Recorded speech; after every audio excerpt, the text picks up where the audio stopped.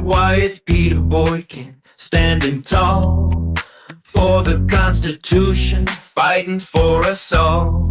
Liberty's the answer, now hear the call. Go right with Peter Boykin, we're gonna stand strong. Go right with Peter Boykin. Truth in the news, you know he's not joking. Get your facts straight, it's the Liberty Vibe on Go Right News. We're keeping it alive. From the Constitution to the podcast grind, Peter Boykin's got the facts you'll find. Righteously free, it's a truth rewind. Tune in and you'll see it's a freedom kind. Go right with Peter Boykin. Truth in the news, you know he's not joking. Get your facts straight, it's the Liberty Vibe on Go Right News. We're keeping it alive.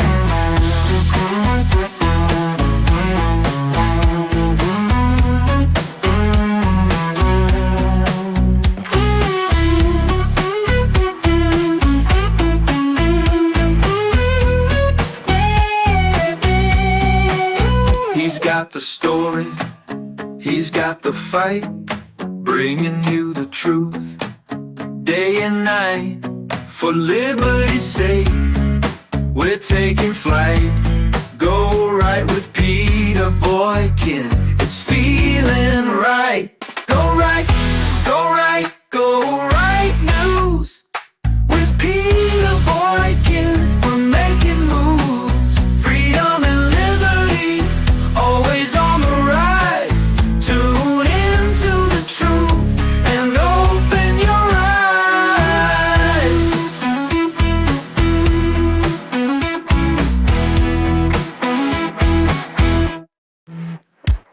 Reel it on Baru with Peter Boykin.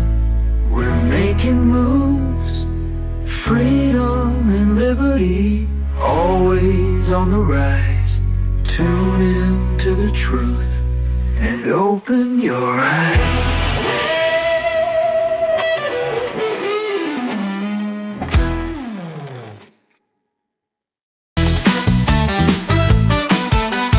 Do right, think right, go right, be right.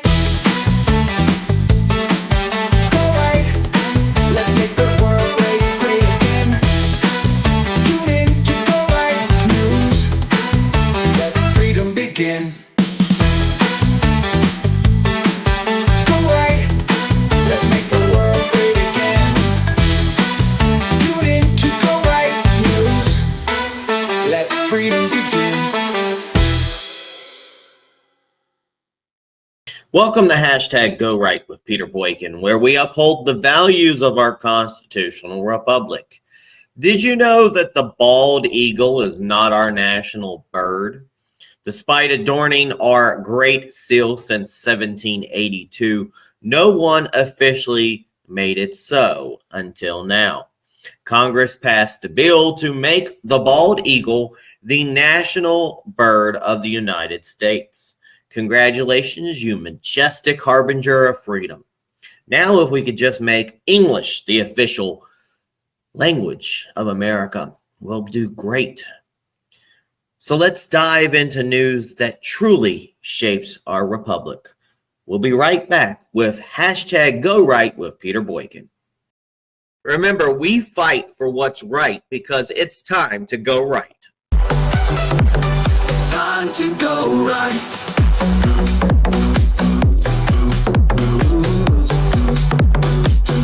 Time to go right.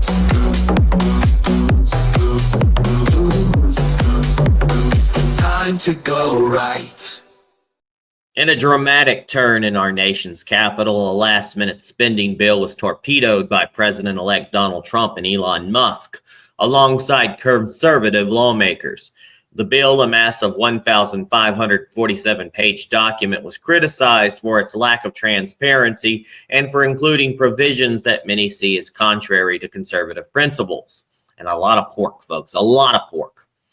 And to let you know, this news is ever changing. So by the time you hear this, the news has probably changed. And if it hasn't, the lights are off in the Capitol building. Bring the shutdown on, as well as I'm concerned.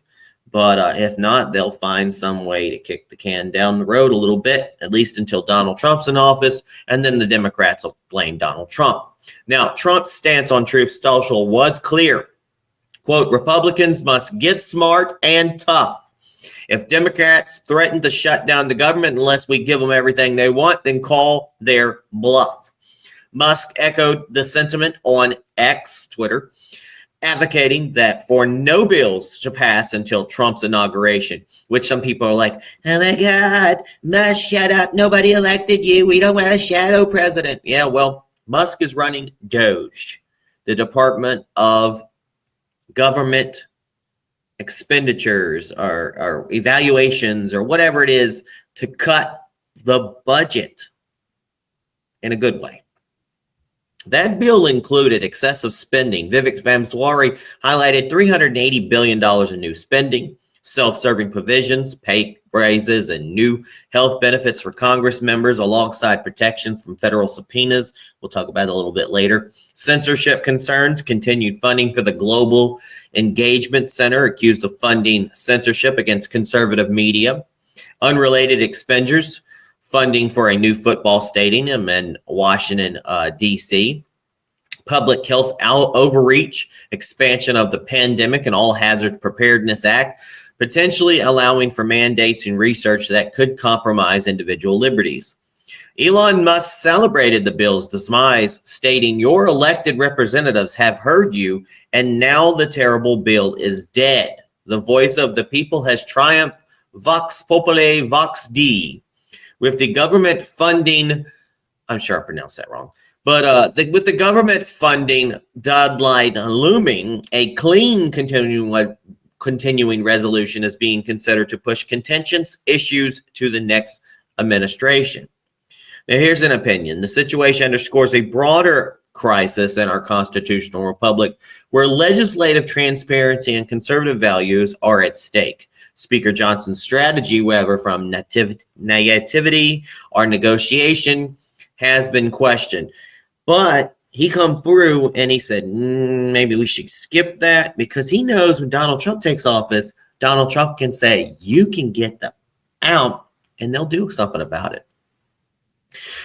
Meanwhile, Republicans announced a last-minute funding deal to stave off shutdown, but unclear if it's passed. It can pass, and I don't think it did. In a scramble to avoid government closure, House Republicans proposed a new funding plan after Trump disapproved of the original. This new measure includes or excludes the controversial pay raises for Congress and pharmaceutical reforms. However, its passage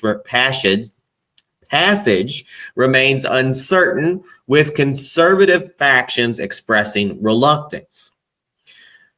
So pay raises for Congress, the monster CR bill has the political right up in arms. The proposed continuing resolution included provisions for congressional pay raises, igniting fury or heat, whatever, among conservatives who argue this is an inappropriate use of taxpayer money, especially without addressing critical spending reforms. But I gotta give you this FYI, folks. For those complaining about Congress trying to get a pay raise, it's been since 2009 since their last raise. Would you like to work about 24/7 without a pay raise for that many years, especially with the cost of living going through the roof, even if it's partially their problem? Plus, it's becoming increasingly dangerous to be a legislature, and they're not paying for these people's security. Remember, Congress members don't get government-funded travel or housing while in D.C. A lot of that probably has to do with their campaign funding, but in the end, they're having to get funds from people, and they're not getting it from us. They're getting from big business and big whatever it is to fund all this, because there's so much money in politics. The last time members of Congress received a pay raise was in 2009. It is now 2014. 5 years. And I don't even think it was that big of a pay raise. However, a provision in the recent spending bill, if passed, would mark their first pay raise, potentially boosting their salary up 3.8% or $6,600 for 2025. Also, though, when they run for office, because it's a 10% percentage of their salary, it actually increases it to make it harder for you to actually run for office because it's going to cost more money for you to run for office. So it's a catch-22 kind of thing. Here's a video to talk about it. It might not agree fully with my opinion, but here's some more information from the Daily Caller Shorts. A 1,500-page continuing resolution has everyone upset. I mean, look at this thing. Mr. Doge himself, Vivek, took to TikTok to slam the bill. Congress is about to pass a bill that blows away your taxpayer money, but they made it over 1,500 pages long so you wouldn't read it. I did you a favor. I read it for you. It's supposed to be about keeping government operations open and providing disaster relief aid to hurricane victims, which I'm sympathetic to. But if you read the bill carefully, it contains pay raises for members of Congress, and I'm not making this up, an expansion of their federal health benefits. It contains all kinds of special interests and pork funding, including opening up a new stadium in Washington, D.C. It renews the Global Engagement Center, which is a key node of the censorship industrial complex. And the worst part is, they didn't want you to know about any of it, and that's why they made this a last-minute jam job. The reason I'm co-heading Doge is I think we need outsiders to bring actual accountability to Washington, D.C. So feel free to call your congressman and let him know how you feel about it. The other Doge king, Elon, has been posting on X about it basically non-stop. Several congressmen have spoken out against it as well. It's a total dumpster fire. I think it's garbage. This is what Washington, D.C. has done. This is why I ran for Congress, to try to stop this. And sadly, this is happening again. It's opposite of what the Doge Commission is trying to do. Am I voting for it? No, I'm not. Swamp's going to swamp, right? 1,400 pages. Still haven't seen the text.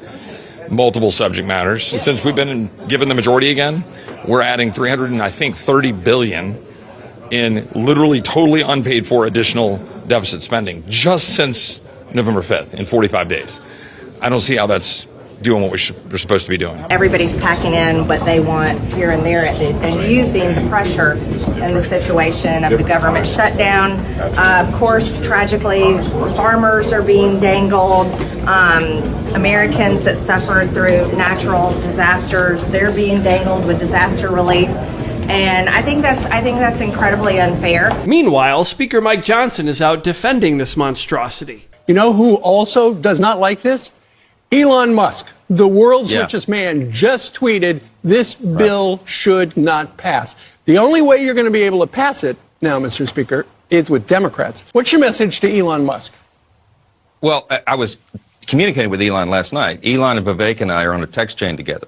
And I was explaining to them the background of this. And Vivek and I talked last night about almost midnight.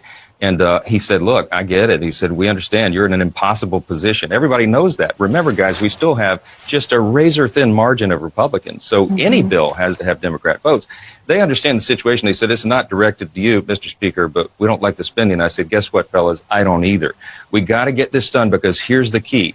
By doing this, we are clearing the decks, and we are setting up for Trump to come in roaring back with the America First agenda. But hey, at least our favorite members of Congress will get a pay raise out of it. Members are giving themselves a pay raise. Do you guys deserve a pay raise? Well, that's news to me. It's good news. You know, what has it been, 10 years or 14 years of no COLA, no change at all? I think it's about time something's done. You support giving yourselves a pay raise? How would I not know about a pay raise? But I mean, people look at the performance of Congress and say, why should we give them more money? What about the media? Think about that for a second. And we're not paid by public money. I know you're not, but I mean, half of your listeners are not there anymore. You're still getting the same paycheck? What's going on? In a twist that has caught the attention of political watchers across the nation, President-elect Donald Trump, known for his often contentious relationship with progressive politicians, extended an olive branch to Representative Alexandria Ocasio-Cortez, AOC, via Truth Social. Following AOC's unsuccessful bid for the top Democrat role on the House Oversight Committee, Trump posted, quote, really too bad that AOC lost the battle for the leadership seat in the Democrat Party. She should keep trying. Someday she will be successful. This statement from Donald Trump who has previously engaged in verbal spats with AOC, was unexpected, given their historical opposition on numerous policy fronts. AOC, quick to leverage the moment for her narrative, responded on X with a mix of humor and pointed commentary, saying, "Damn, you know it's bad when even Trump is feeling bad for me." This response not only showcased her ability to engage with her followers through self-depreciating humor, but self-deprecating humor, but also subtly acknowledged the political irony of receiving sympathy from one of her biggest critics. And here's the political dynamics at play. Nancy Pelosi's influence. Behind the scenes, former House Speaker Nancy Pelosi, slip and break your hip after getting woozy, played a significant role in the leadership vote. Her support was crucial for Representative Jerry Connolly, who ultimately secured the position with 131 votes against AOC's 84. Pelosi's influence within the Democrat Party remains formidable, and her actions could be seen as part of a broader strategy to maintain a more centrist or traditional leadership over progressive elements like AOC. Then again, I don't know. Sometimes I think AOC makes sense, but who am I to judge? Intra-party tension. This episode underscores the ongoing tension within the Democratic Party between its progressive wing and more established moderate members. Saying Nancy Pelosi is moderate, I don't even know. AOC's bid was seen by many as an attempt by progressives to gain a more influential positions within the party's hierarchy, potentially shifting its direction on key issues like climate change, healthcare, and social justice. Folks, climate change, I don't believe in the stupid word. There is environmental changes. There is things that we do to the planet that used to be environmentalism, used to be something that Republicans would take for. Healthcare is definitely something that we all need. And the way they put social justice, the way they say social justice, always ends up being wrong, but advocating for people who are poor and need help, that's putting America first. So it's not always all bad. It's the way you package the wording. Trump's strategy. Trump's comments can be interpreted in various ways. On the surface, it appears as a gesture of goodwill or perhaps an acknowledgement of AOC's resilience and potential. However, from a strategic standpoint, it serves multiple purposes, highlighting division. By publicly acknowledging AOC's loss, Trump might be aiming to draw attention to the internal divisions within the Democratic Party, portraying it as a disorganized or ineffective. As a Republican, I can say the same thing kind of goes for the Republican Party a lot of times as well. Appealing to moderates, Trump's tone could be an attempt to appeal to moderate voters or even some Democrats by showing he can be magnanimous, perhaps softening his image as a polarizing figure, even though they've made Donald Trump this polarizing figure, even though I think Donald Trump has always appealed to the moderates. That's why he won and took over the blue wall for the red wall. All the swing states went Trump. Why? Because he appeals to moderates. Constitutionalists for liberty, like myself. Setting the stage, this could be a tactical move to set the stage for future political battles where he might use such moments to critique Democrat leadership or policy directions. Well, you should have went with AOC. I thought AOC would have done a great job. She could have made a little bit of a change, more of a progressive change. I'm doing a horrible Donald Trump. All right, so opinion. Trump's comments, while similarly supportive, might also be seen as a strategic move to highlight division or perceived weakness within the Democratic ranks. His acknowledgement of AOC's defeat could be less about genuine support and more about political chess, using that 3D chess, using the situation to his advantage by making Democrats appear fragmented or leaderless. For AOC, this interaction also serves to bolster her image as a fighter within her party, someone who can take both criticism and support in stride, reinforcing her appeal among her base. This kind of reminds me a long time ago where I did confront AOC. I don't know who was writing her account, but she responded back to me. I responded back to her, but then somebody wrote an article about, AOC delivers a smackdown to Peter Boykin, even though Wasn't really an argument. This scenario reflects the nuanced dance of American politics, where every gesture, comment, or social media post can be layered with multiple meanings, each serving the chess game of political positioning in our constitutional republic. Watch as MSNBC is lashing out against Nancy Pelosi for tanking AOC's attempt to rise in power. Watch this video. Jerry Connolly won that vote today. And he did so thanks in part to former Speaker Nancy Pelosi whipping votes for him. Now, again, to her credit, enormous credit, Pelosi did choose to step aside and relinquish her job as House Minority Leader to a new generation of leadership. She also played an enormous role in the successful effort to push Joe Biden to step aside this summer, which was very hard to do and I think the right thing to do. But now Pelosi whipped votes to make sure that Connolly got the oversight job over the young star in the party, even as the 84-year-old Pelosi is recovering from hip surgery after suffering a fall. It feels like a moment of genuine madness. And a pivotal decision with significant implications for the legal proceedings against President-elect Donald Trump in Georgia. That's Georgia in the United States, not in the whole world. An appellate court has disqualified Fulton County District Attorney Fani Willis from continuing her role in prosecuting Donald Trump and his co-defenders for alleged election interference. This disqualification stems from Willis's relationship with Nathan Wade, a special prosecutor she appointed, which the court found created an appearance of impropriety during the critical stages of deciding whom to prosecute and what charges to bring. The court's ruling, disqualification, the Georgia Court of Appeals in a 2-1 decision ruled that Judge Scott McAfee of the Fulton County Superior Court erred by not disqualifying Willis and her office initially, given the conflict of interest presented by her relationship with Wade. This decision not only removes Willis, but also her entire office from the case, arguing that no remedy short of disqualification could restore public faith in the judicial process. This is the case's status. Despite the significant blow to the prosecution, the underlying charges against Donald Trump and his co-defendants remain intact. They're still zombieing around. The indictment has not been dismissed, keeping the case alive, but in a state of uncertainty. And what are the next steps? The task of finding a replacement prosecutor now falls on Pete Skandalowski. Skandalowski. I don't forget it. The executive director of the Prosecuting Attorneys Council of the state of Georgia. Under Georgia law, when a district attorney is disqualified, that scandalous, whatever, has several options. Appoint a current member of the Prosecuting Attorneys Council, select a competent attorney outside the council, or request to appoint another district attorney, solicitor general, or a retired prosecuting attorney.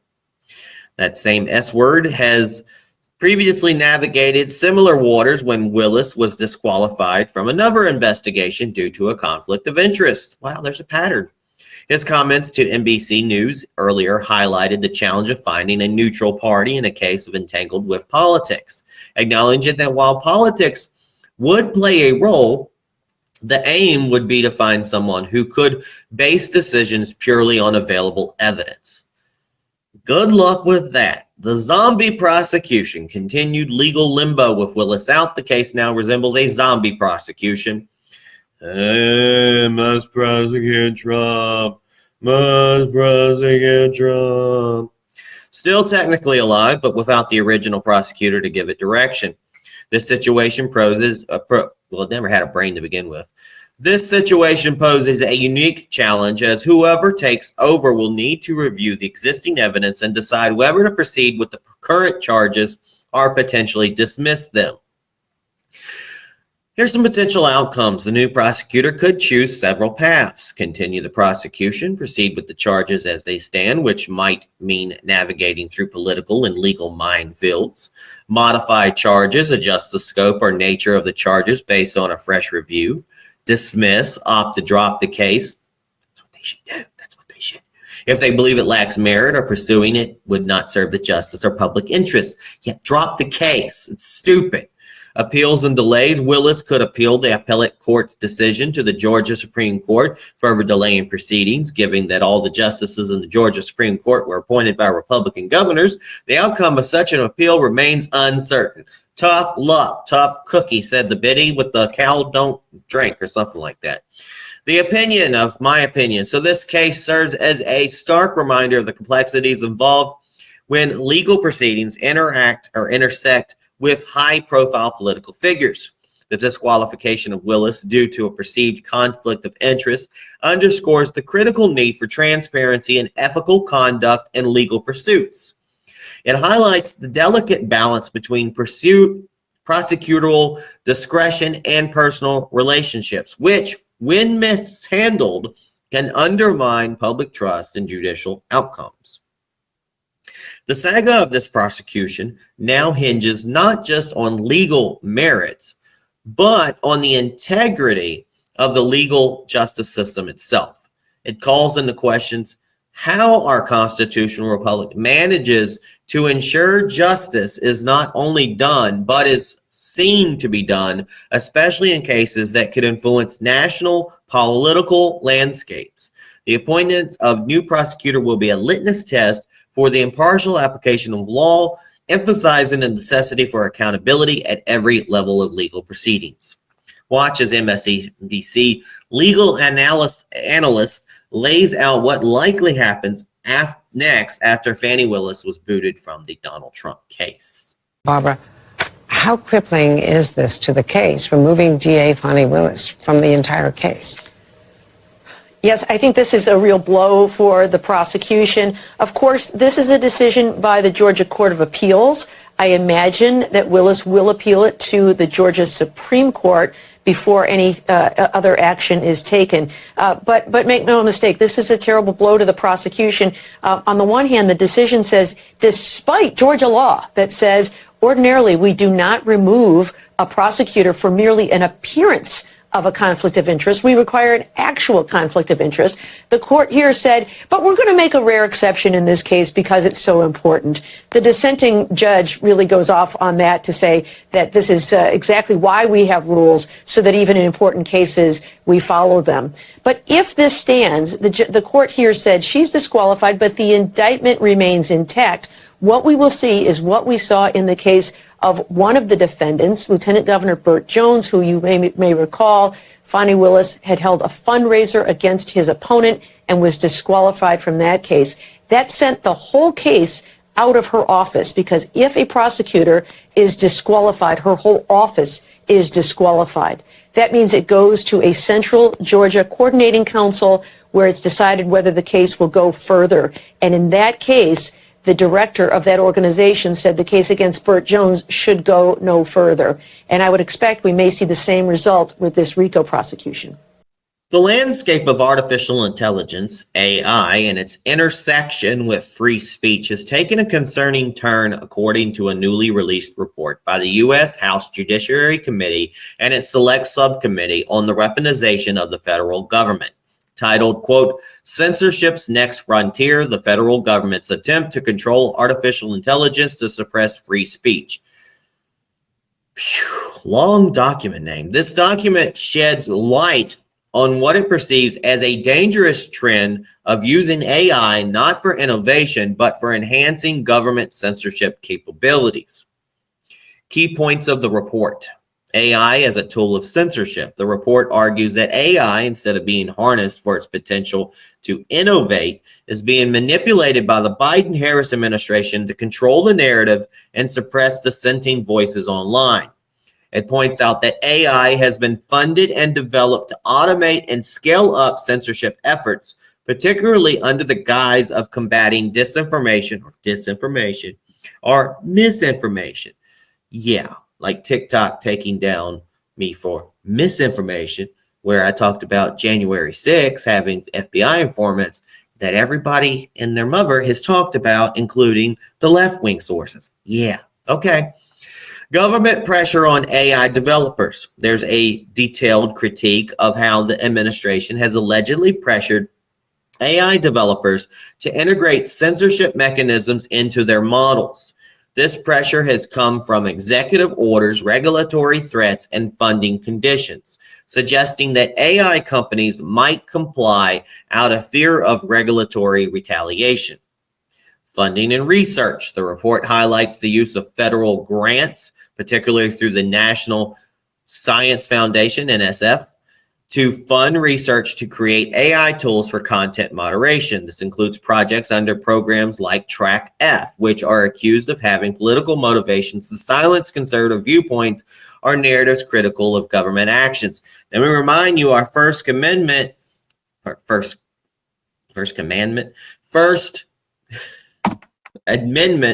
the Constitution states we have the freedom of speech. And that usually means freedom of speech from the government being involved in squashing our free speech. So if the government is sponsoring AI to take away our speech, then it's a direct violation of our U.S. Constitution. Legislative recommendations. To counteract these trends, the committee proposes several legislative measures. Non-interference and algorithmic decisions. The government should not involve itself in decisions about what constitutes misinformation or bias within private algorithms or data sets. Ban on funding censorship research, prohibiting federal funding for research that leads to censorship or collaboration with foreign entities on AI regulation that might result in speech suppression. Avoiding overregulation. Legislation should prevent the government from using AI regulations as a tool to exert coercive leverage over companies. Vision for AI development. The report envisions an AI environment that is open, decentralized, and pro-freedom, where technology serves to expand knowledge and expression rather than to curtail it. Now, here's an opinion. The weaponization of AI for censorship is a profound threat to the constitutional rights enshrined in our republic, particularly the First Amendment's protection of free speech. This development is alarming because it represents a shift from AI being a harbinger of progress to a tool of control. Threat to free speech. By automating content moderation, there's a risk of silencing legitimate discourse under the pretext of managing misinformation. This not only chills free speech, but also stifles the marketplace of ideas, which is vital for a healthy democracy or republic, whatever you want to call it. The need for oversight. The situation underscores the urgent need for vigilant oversight. The government's role should be ensuring that AI development adheres to principles of transparency, accountability, and respect for individual liberties, rather than become an enforcer of a particular political narrative. Innovation versus control. AI has the potential to revolutionize numerous sectors with benefits like enhanced healthcare, better education, and more proficient public services. However, if its development is steered towards censorship, we risk losing these opportunities for national and global advancement. So there's a call for legislative action. The recommendations for new legislation are a step in the right direction, but they need to be robustly supported by both sides on the political spectrum to ensure they're not just partisan tools, but genuine protections for free speech in the digital age. The conversation around AI must pivot from control back to innovation, ensuring that this powerful technology serves the public interest and upholds the democratic or republic values of our constitutional republic. Without such a shift, we risk eroding the very freedoms that AI could, in a free environment, help to protect and expand. And here's 3 quick videos. I'm going to give you the headlines of it. It's the shocking truth about AI censorship revealed, what they didn't want you to know. That's by Elon Musk. Then we have the UN wants to use AI to censor people. And then how does AI censorship work? Watch all of these videos. Thanks for tuning in. And then AI, which is, called this. It's called the singularity for a reason. Yeah, it just seems like a lot of times people that are in tech are pushing these things forward without any guardrails or consideration, for what could go wrong, despite all the cautionary tales. How do you regulate AI, for example? so at least it's known what they're suppressing, and they can't secretly suppress things. Right. That would be a law that requires open source, that if you're going to censor, you better do it transparently. Yeah, the thing is that people, it really doesn't take much to sort of censor something. So there's a lot of censorship that goes on at Google that people don't realize, because all that needs to happen is just move that link to page 5. Right.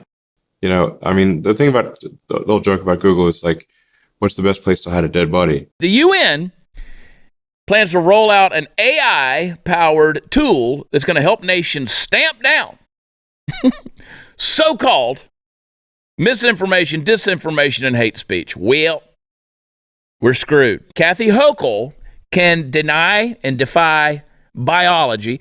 A professor of biology can get fired for teaching that sex is determined by chromosomes, but the UN and jackasses like Breitbart's going to go out there and investigate your text messages or your tweets and your information pollution and make sure that they, your overseers, the ones with the boot on your neck, are going to make sure that you, yes, a computer, an AI, a machine, an Arnold Schwarzenegger, is going to determine if you're telling the truth.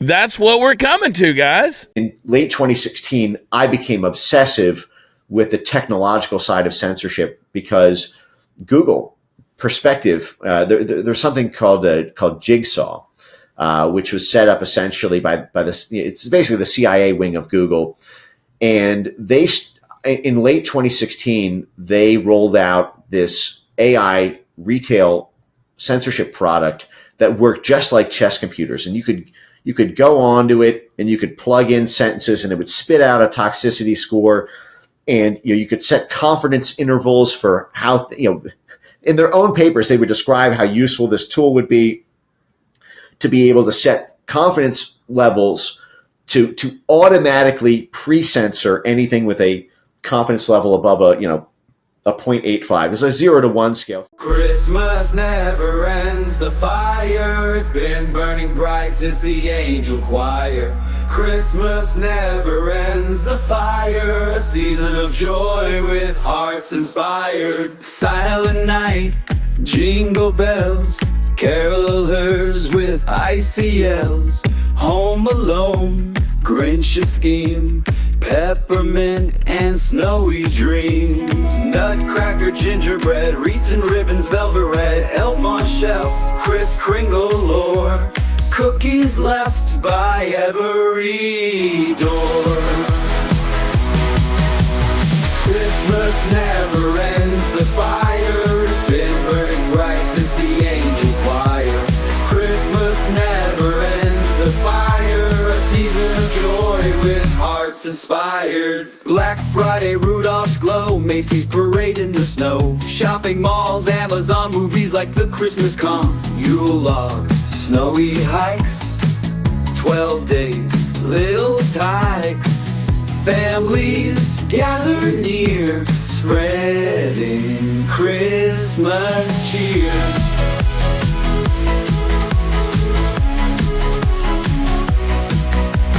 Icicles, ugly sweaters, cards with cheerful little letters, pine tree bows and string, carolers begin to sing. Starry skies, manger scenes, silver bells and evergreen, gifts exchanged, wishes made, memories that never fade. Christmas never ends, the fire, it's been burning bright since the angel choir. Christmas never ends, the fire, a season of joy with hearts inspired. He's got the story, he's got the fight, bringing you the truth, day and night. For liberty's sake, we're taking flight. Go right with Peter Boykin, it's feeling right. Go right, go right, go right news. With Peter Boykin, we're making moves. Freedom and liberty, always on the rise. Tune into the truth and open your eyes.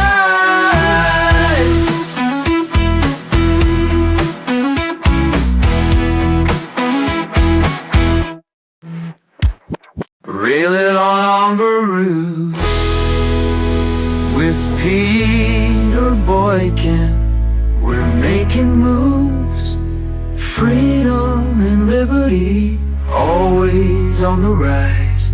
Tune in to the truth and open your eyes.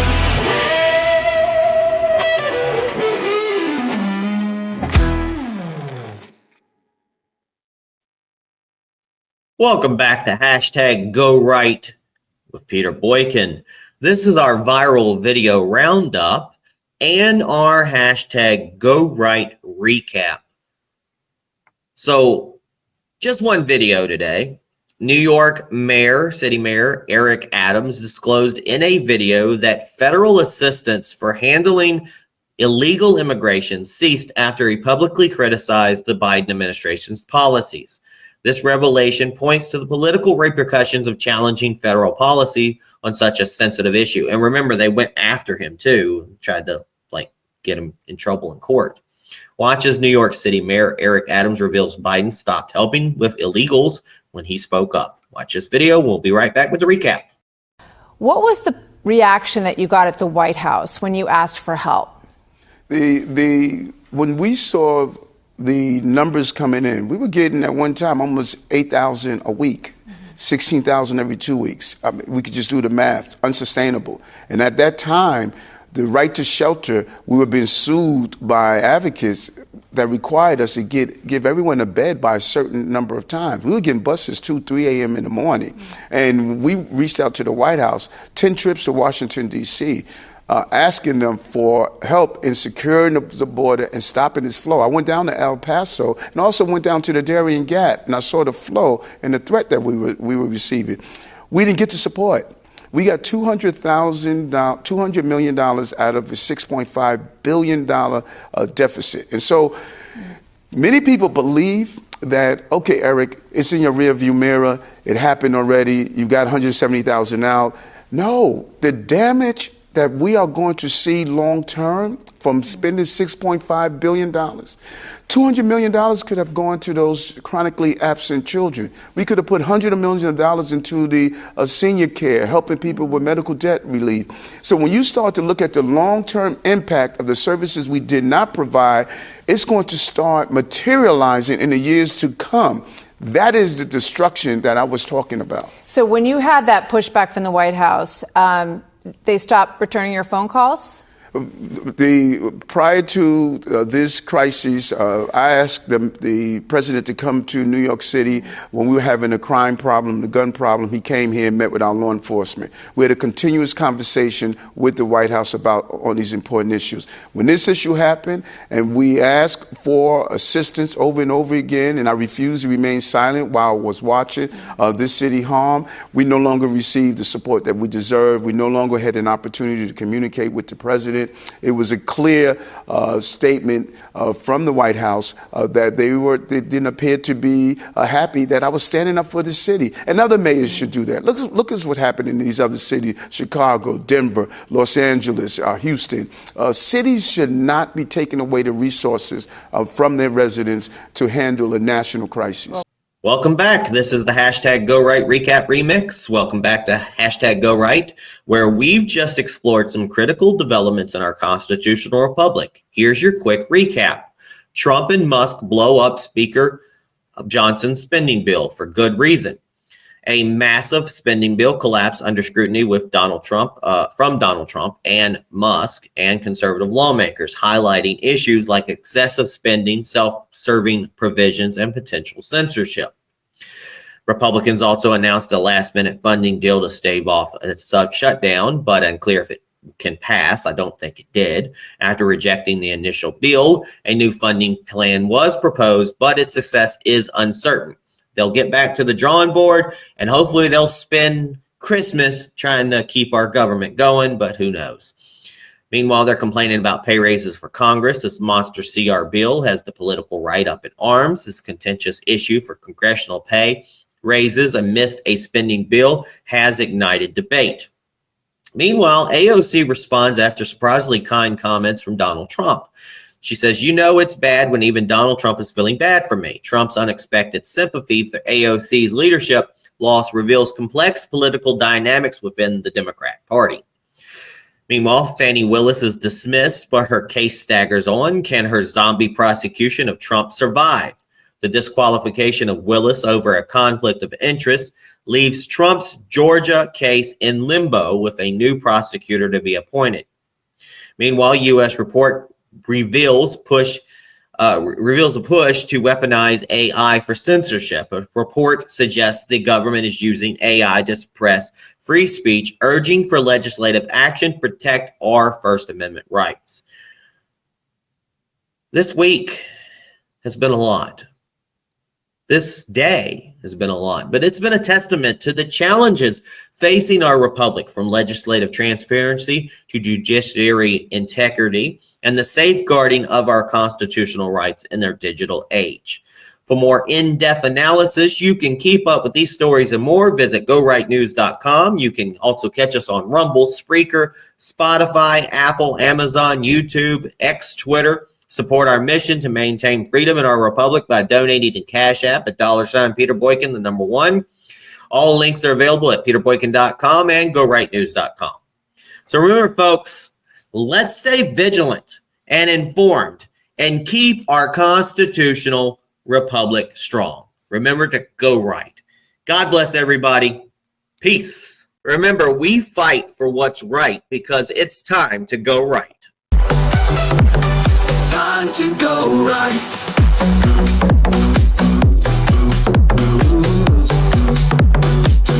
Time to go right.